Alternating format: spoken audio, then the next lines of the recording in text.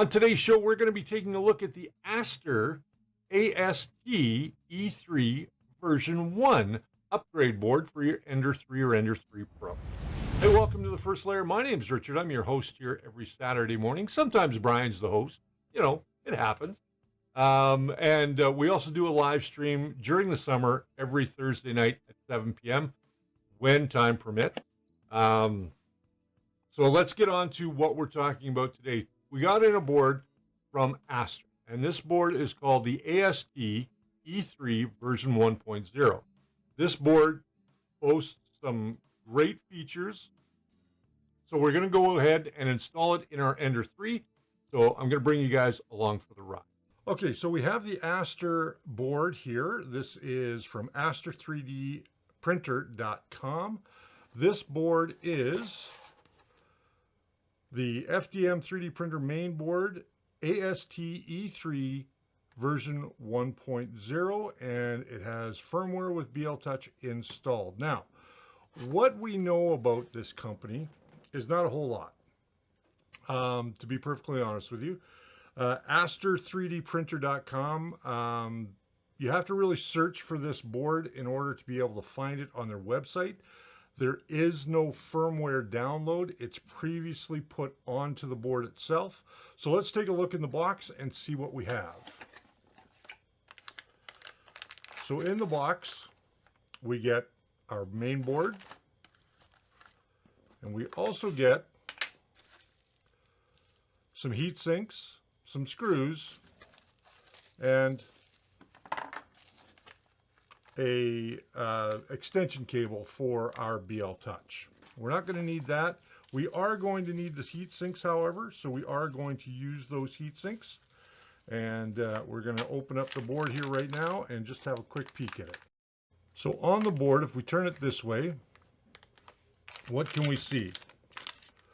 Well, we can see that we have 1, 2, 3, and 4 steppers to correspond with the 4 steppers that are there. We have a Wi-Fi module on this board. We have some auxiliaries. We have all of our fan headers, our input for our power, or for our USB, pardon me. And we also have a micro SD card. There's our BL Touch connector right there. There we go. You can see that a little bit better. So we can see we've got our board right there. Let me grab a small screwdriver here. So we have our connector for our BL Touch right there. Now we already have a BL Touch on the Ender 3 that we're going to be working on today. This is our temperature sensor here. This is our bed temperature sensor. And it doesn't have any writing on the back whatsoever. So we are going to have to look this up to find out what all of these are. Here we have our MOSFETs. We also have a SPD UART controller right here. Again, this came with no documentation, so I'm not really sure what the end result of this is going to be. So let's see if we can get that into focus for you.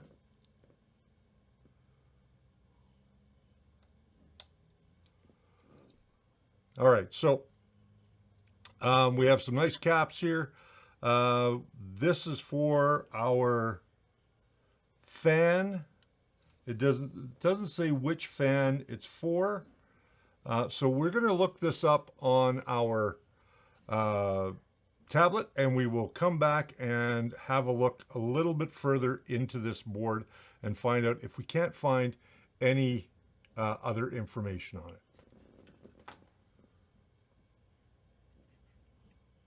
Okay, while I'm not crazy about the amount of, or lack thereof, information about this board, I was able to find some interesting facts about it. It has a dual 32-bit ARM Cortex M3 CPUs, and they can be seen right there and there.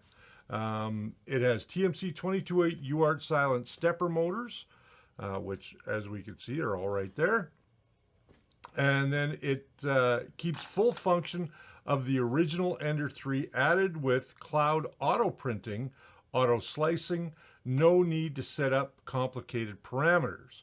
Now it's got PWM intelligent temperature control, completely get rid of fan noise. That's what it's saying. Whether it does that or not is a whole nother story.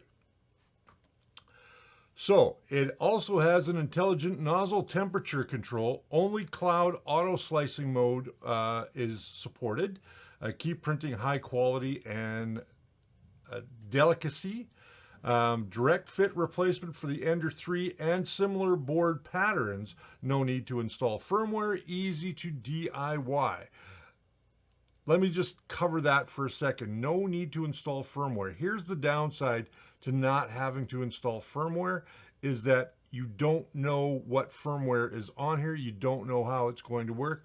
We are going to be putting this into an Ender 3 Pro today, which already has a big tree board in it, but we are going to go ahead and replace that board with this Aster because this is the only Ender 3 that we have in stock right now.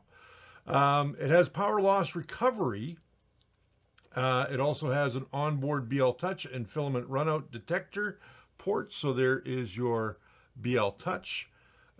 Supports LED lighting, standard off.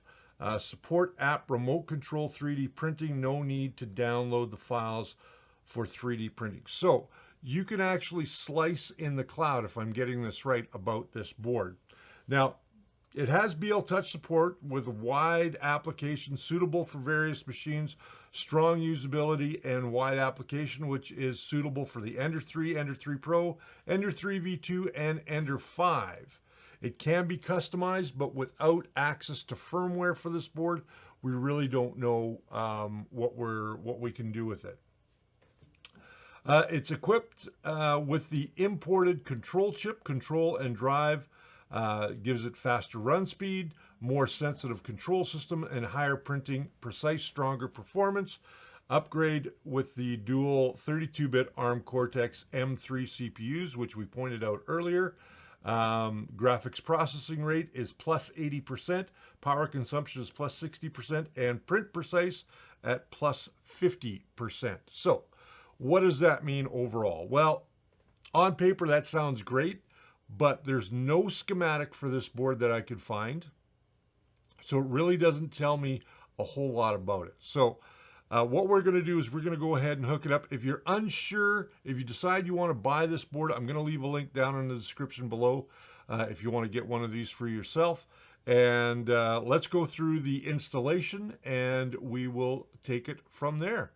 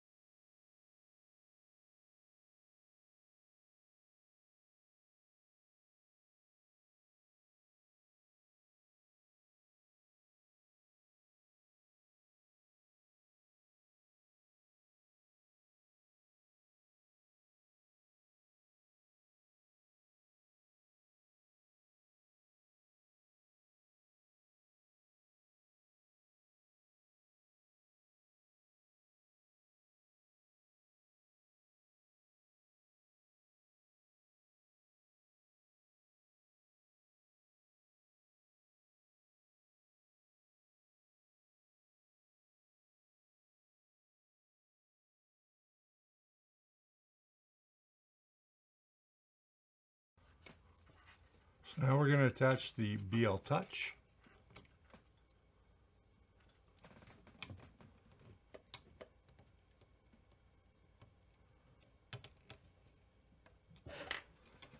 Make sure everything is seated down nicely, and we are going to get our wires sorted here.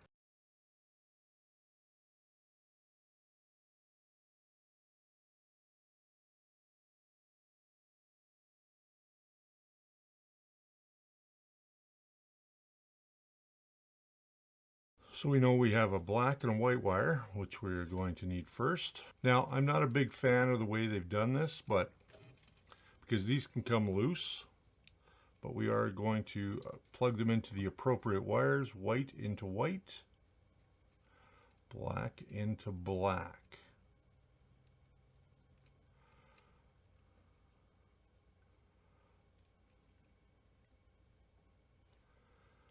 And this is our BL Touch. So we're just going to follow the line like so.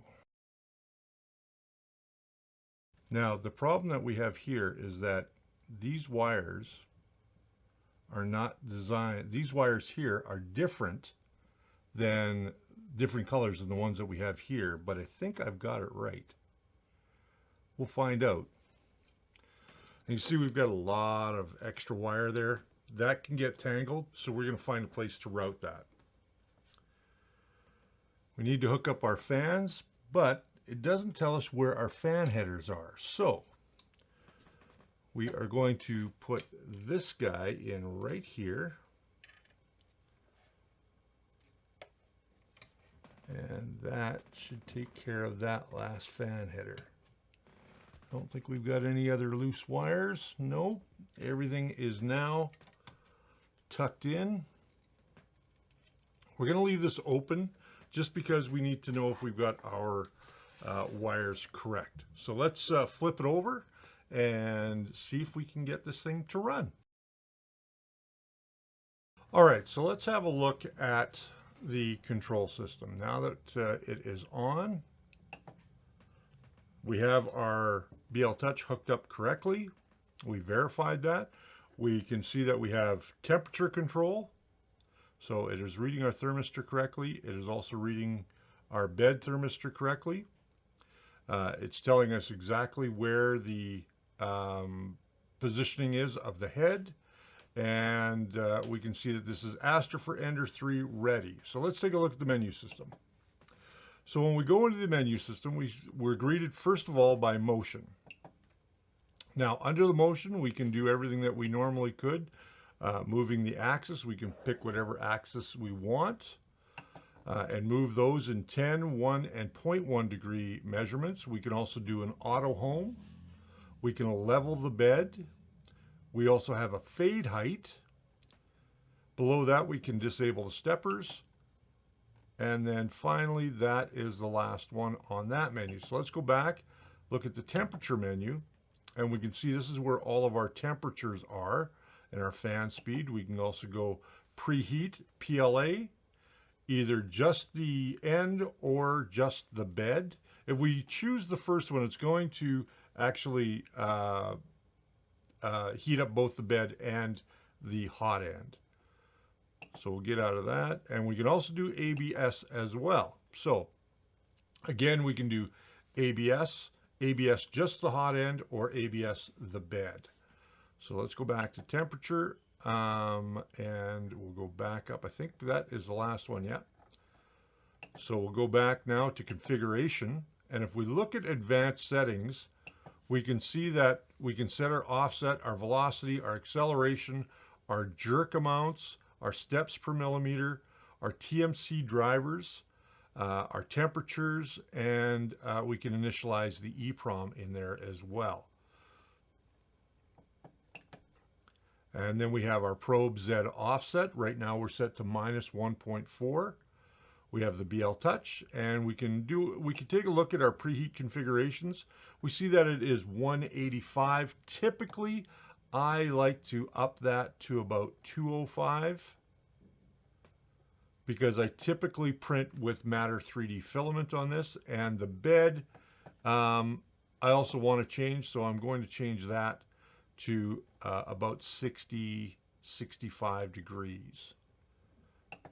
Okay, and then we're going to store our settings.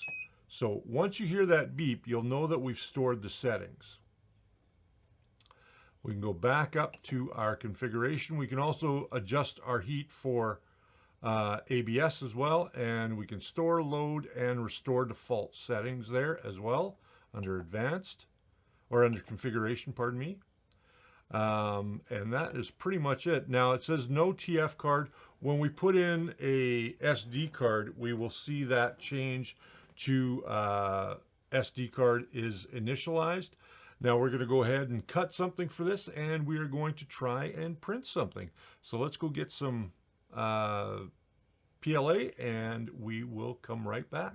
Well, is it worth the money? Well, it's $46 US to purchase this board, and I'll leave a link down below if you want to purchase it for yourself.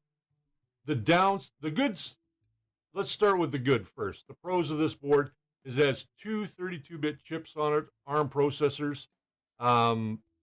They're great, or Cortex processors. Yes, it's Cortex processors. As I mentioned earlier in the video, great for that. It does not have removable steppers. Steppers are integrated into the board. That's sort of a con for me because I like to be able to replace the steppers instead of replacing the whole board.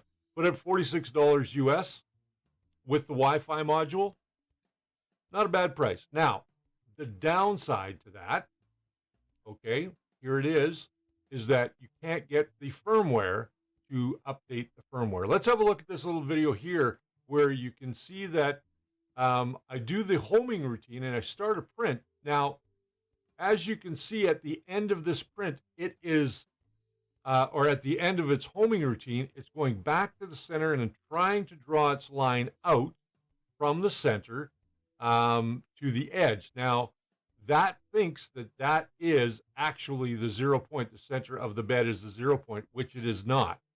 So without the firmware, I can't change that. So I'm kind of stuck.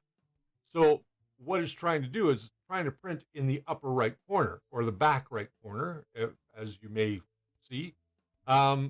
Installation, again, was pretty straightforward, but without being able to access the firmware and make those little tweaks and changes, or having an updated firmware that I can flash onto the machine, it has to go in the con challenge or in the con column for me, because I really don't think that even at $46, is this board worth it? Not if I can't change the firmware. If I can't upgrade the firmware or make little tweaks to it, it's not going to be worth my money. If they are using Marlin, buy the Marlin license. They do have to supply that source code. Aster's still a very young company, so we'll see what happens. They don't really tell me if it's RepRap or Marlin, but at the end of the day, if I can't get into that Marlin source code, I can't make those changes. So should it go to the center for safe homing? Yeah. Should it, when it is actually going to its 0 point, which is the lower left corner or the front left corner, then yes, it should. That should be 0, 0. So when you take minus 118 and plus 118, you get 236. Now, the bed is 230, or actually 220 in the size of a Ender.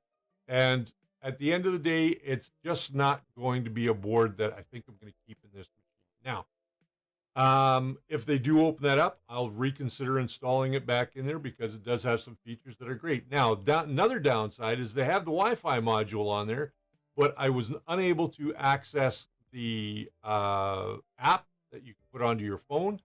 I kept getting a 404 error every time I tried to go and get the app. Now, that might be something that they're going to work on. I hope that they do. Aster could be a great company, but at the end of the day, this hasn't quite met the test for me. So I'm going to have to leave it at that. And I'm not going to give this a very high recommendation at this time. If they make some changes, we'll revisit the board, we'll reinstall the board, and we'll try it again. I think I'm going to end up going back to my SKR E3 Mini and that allows me to have some flexibility. So with that said, I'm Richard. This is the First Layer, and always remember that the First Layer is your foundation to a great print. Until I see you next time, please remember to subscribe and hit that like button if you got something out of today's video. See you later.